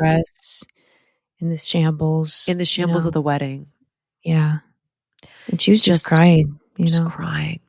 And then it goes in, and then, I mean, let's get into it as long as you're mine. What did you think? Okay, I got it. Okay. I loved it, but the transition, it really bothered me that they didn't say a word. They didn't say a word to each other. So here's my thing. Okay, what are you going to say? I got something. Here's my thing. In the musical, we go.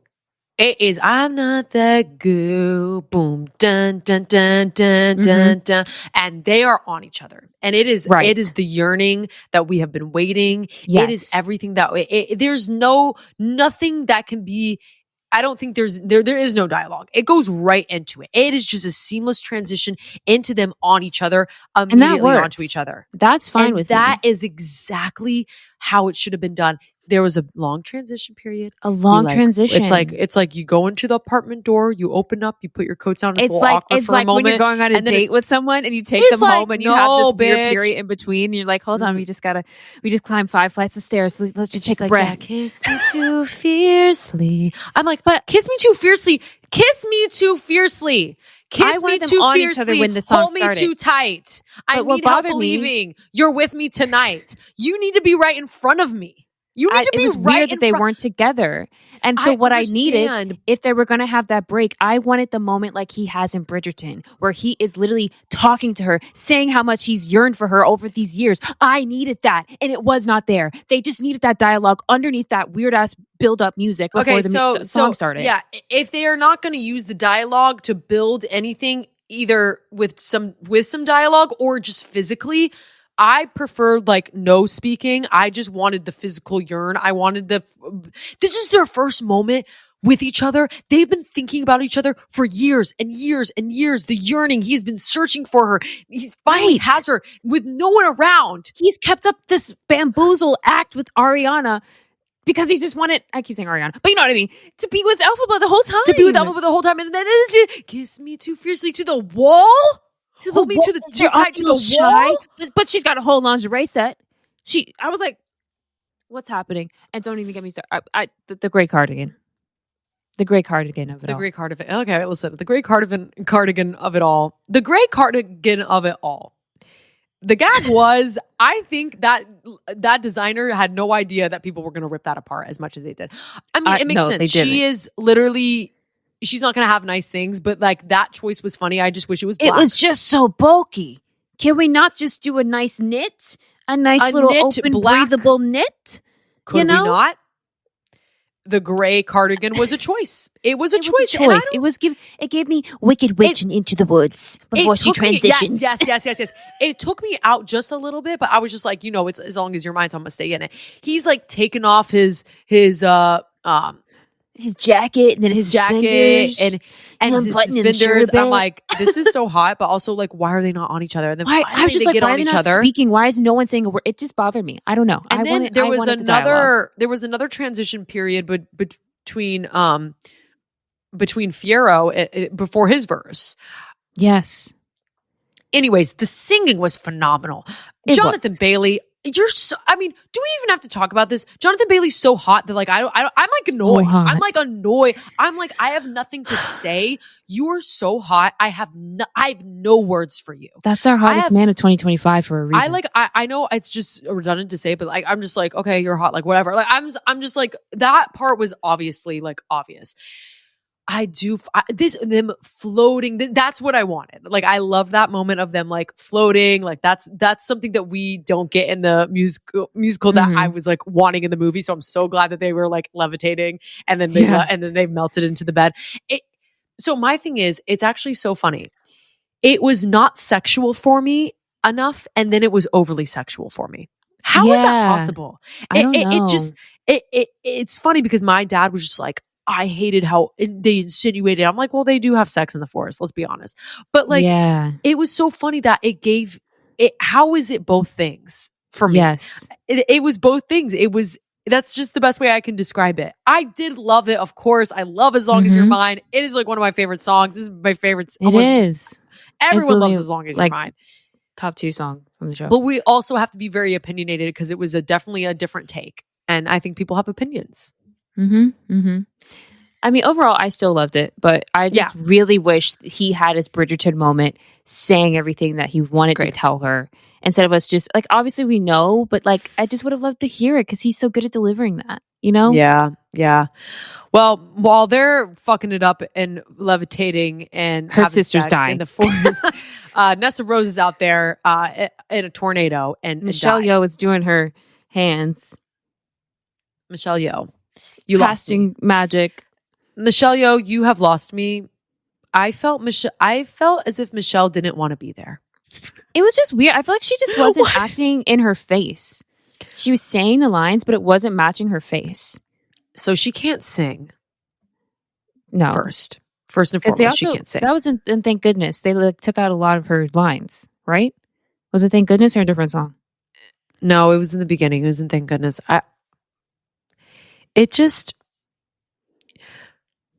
Okay, so if you're not going to sing, you have to be like so dialed in your character, and she kind of it fell flat for me. It fell flat, and it really was good in the first movie. It was doable in the first movie, and I believed it. But I was just like, because the first movie she's supposed to still seem composed and like she has this sort of, you know, status to her, but then that shell breaks in the second one because you see how evil she really is. But she didn't. It didn't switch for me. It just wasn't it. For me, just overall, I unfortunately just did not want her as my Madame Morrible in the movie.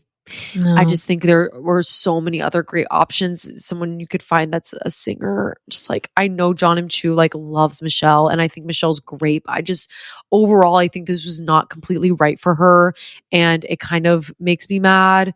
But it is what it is. Yeah.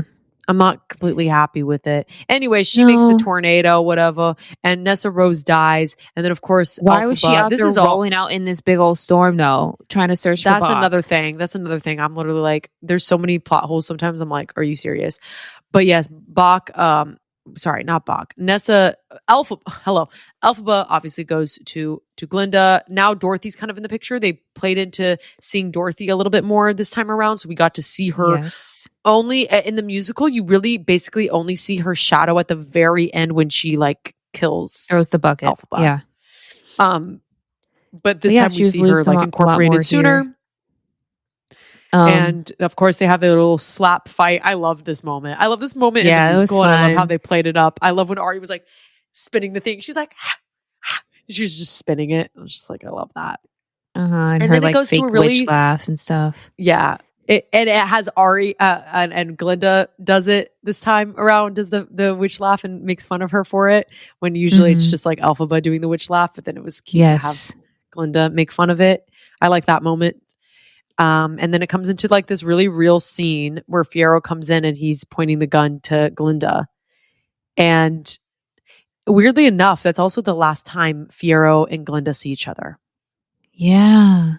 But then like, and I think like Ari has like a whole realization of everything, and like kind of in that moment, like once he's being she knows arrested or whatever, she's like, wait, no, still the person that I've loved. And it's really the most heartbreaking line is he just loves her. Yeah. And it's really just so gut wrenching, and how he's pointing that gun at her, and then Elphaba escapes, and then they take Fiero, and it's just like, fuck, like they're about to kill him. And then that takes us into Glinda screaming Fiero when it's usually Elphaba. Yeah. But that scream was Glinda this time. I don't hate the choice. I just wish if we did that, let's go right into the song, okay? Let's just keep it moving. It's just a Fiero! And then it's dun, dun, dun, dun, dun, dun. I'm like, no, Nama. I need to go right into it. Like, I need the transitions to clean up. That's one of my favorite parts of Act 2 are these iconic transitions. Transitions. Yeah. Like, I'm Not That Girl reprise into that scene into No Good Deed. Those are my favorite moments. And we just didn't do it. But yes, Fiero, Glinda screaming the Fiero into No Good Deed. No Good Deed was it saves anything that I didn't like in the movie for me. It just was so good. It was the best part. It was so good. Every choice, everything about it. There's nothing wrong. No, it was perfect. It was perfect. Even like the whole like cinematic, it was a lot of CGI, but for me, it was reading. I don't know if John M. Chu did this on purpose, but for me, I felt like I was playing, like me and my brother would always play like video games where it's like fighting video games, and you have to KO somebody. It was giving, I was in the final battlefield with the final boss, and I have to defeat this fucking crazy ass creature, and like this is like the battle scene that you're fighting on. That's what it was giving. And I was like, I love this. And and her voice, the choices that she made were perfect. It wasn't too much. Slide into it was just what, No Good Deed goes. Oh, and then like the battle cry thing. She did it in Defying Gravity, and she did it again in this. Ever again. I can't do again, she had like this cry there, and I was like, the cry. Yeah, the croak, the cry. Yeah. And then the option and up.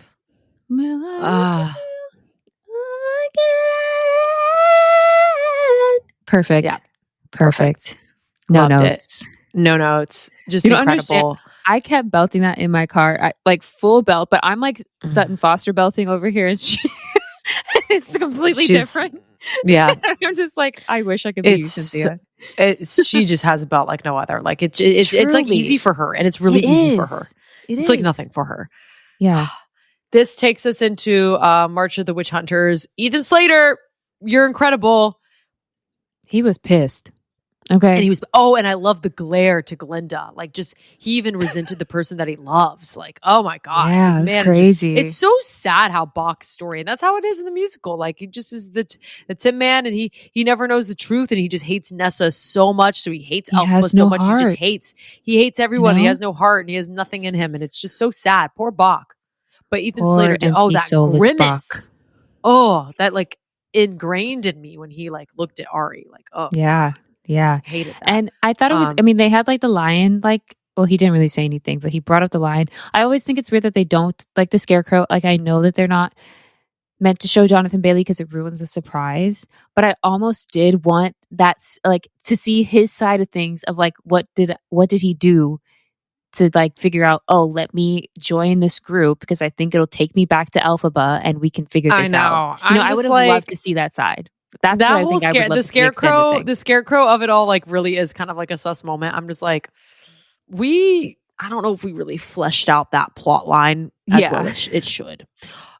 And I don't think Bach and Fiero even know that they're one another. Like, I think that's a whole thing. Do they know? I think that's why you can't expound upon it, because it would cause too many plot issues. Too many plot issues. So it's just like, let's just not even get too deep in it. But I would have loved for it to go deeper, since you've decided to make a whole second movie.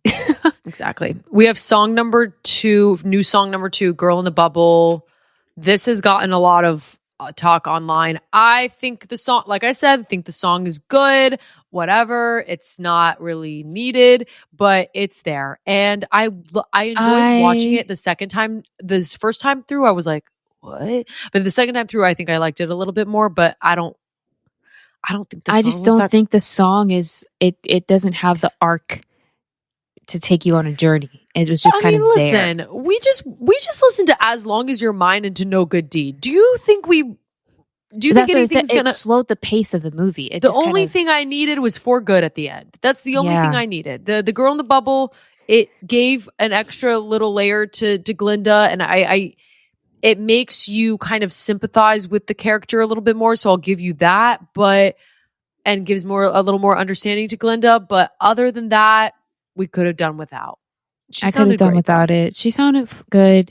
I love the cinematic choices that they made. A lot of like mirrors and reflection and circles, and I love that. But yeah, I just feel like it slowed the pace of the movie and kind of lost the momentum that I was on. So I didn't like that. Yeah. Yeah. Of course, the For Good was excellent. I think this part in the movie was really, it's a bare bones moment in the musical. And it's also kind of just like they were there in that set. They didn't need to do anything extravagant. It's just there in that moment. And, a couple of new added lines, like not from just look at me, not from your eyes, but from theirs. That is like a good line that they added in that I really liked and enjoyed, that Elphaba says to Glinda. And also the whole like Grimmery like gives her the Grimmery and is just like, now you have to like kind of decipher this. And she's like, but I don't know how to. And she's like, but you're going to learn. Right. And then it goes into the song, and I love every choice. I love every choice of this song. They sound so good together. They do. They really do. And then you have the scene where they put Glinda in the closet, which is just a funny phrase. Was just heart-wrenching when they're on either side of the door.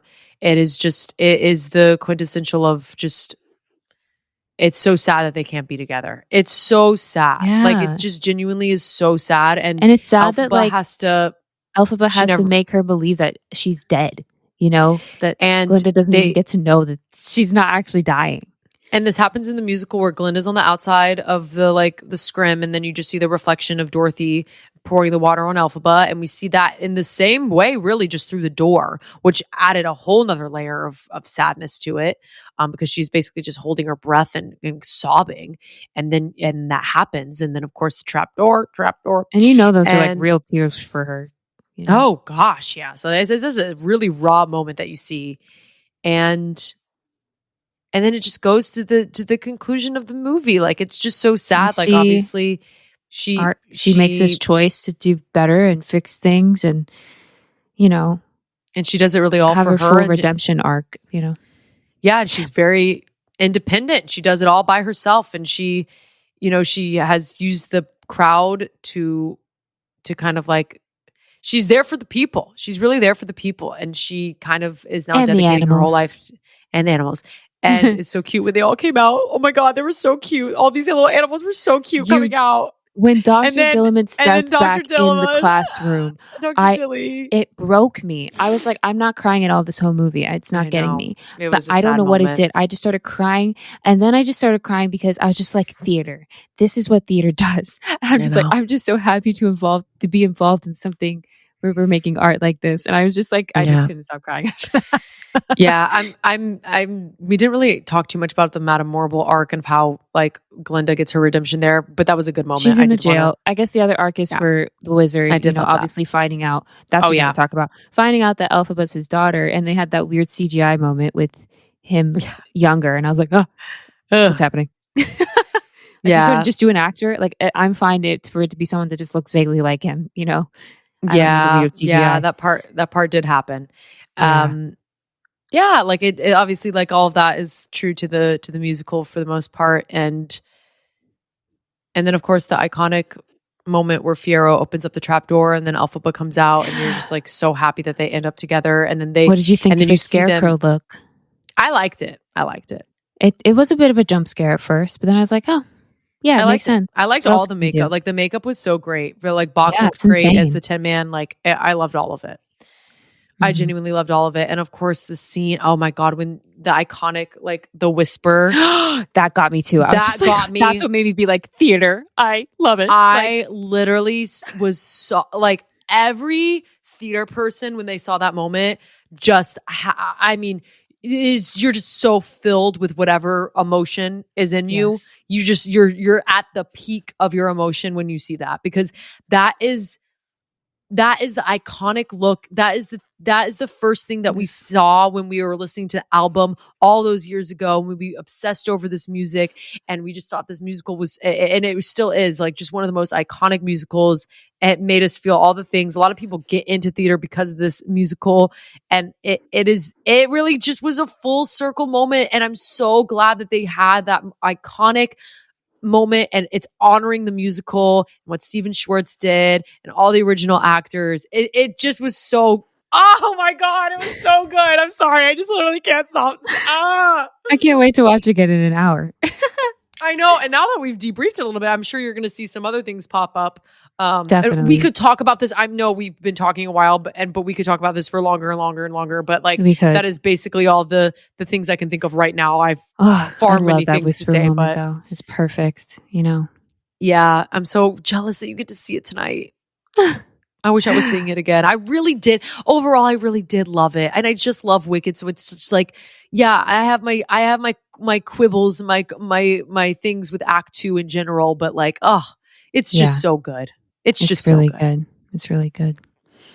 But yeah, we'll see what I see again when I watch it, and maybe I'll talk about it next time. Yeah, let me know what you see. I want to know.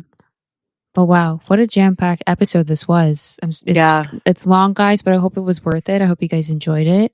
Let us know your thoughts on Wicked and your thoughts on the finale. Who did you think was going to win? All that jazz. Tell us everything. Love to hear it. Love to have a conversation about it. But yeah, honestly, what's left? There's nothing for us. There's no TV. I guess we need to finish Selling Sunset, or if you want to watch Love Island Australia. I've been watching that briefly, but it's not hitting like I want it to. So yeah, possibly. It's kind of a dead zone for reality. It's kind TV. of a dead zone, but it's about to just, like, January comes and like a bunch of things happen. But we'll probably debrief the Dancing with the Stars special, and that's true. Maybe a little Stranger Things here and there. Like, that's gonna be popping off. So everyone be catching up on that, because I would love to debrief that a little bit. I know we don't usually do Netflix shows, but hey, we did you. So it's time to do Stranger Things. For Stranger Things. Finally, this show has been. I can't believe the last time a season came out, I was on the ship. That's so crazy. Yeah, that is the last time. The walls were shaking with me and Shahil watching and screaming and kicking our feet. It's so good. I mean, I've only seen 2 episodes, but yeah. Yeah. So catch up on that if you want to hear our thoughts. And yeah, we'll see your homework the next week brings us. And, I hope you've all been changed for good. Okay. So with that, talk to you guys. So with that, we bid you adieu. Bye-bye.